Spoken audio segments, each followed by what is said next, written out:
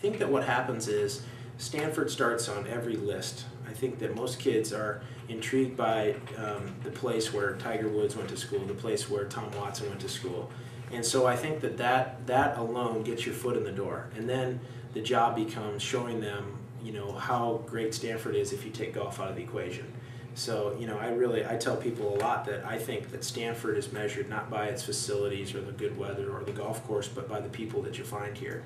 And I really believe in that, and I think that the people that end up here really see that in a quick microcosm when they visit on a recruiting trip or they decide to come here and play. So I think that, you talk about some of our greats like Tiger and Noda and even Tom Watson and Mr. Tatum and Mr. Spaeth. I mean, all these guys, I think you talk to them and there's a pretty common thread there when they talk about the people that they met here, the life experience that they gained, and how special that was to them. And I think that, the adage is really true, and maybe, this is going down kind of the same thing that we talk to our recruits about, but it's a 50, 60-year decision, not a 4-year decision. And so it's neat to really try and explain that to a kid. And I think that what we find out pretty quickly too, and I see, is that the people that really kind of get it and really will do well at Stanford and will flourish at Stanford are the people that understand that message.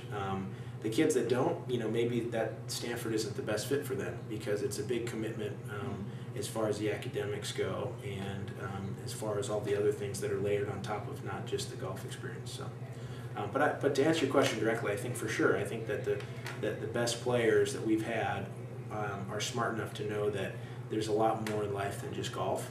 And even Tiger Woods, I think he credits what he learned at Stanford and what he learned about himself while he was here as a major part of his success now as the best in the world.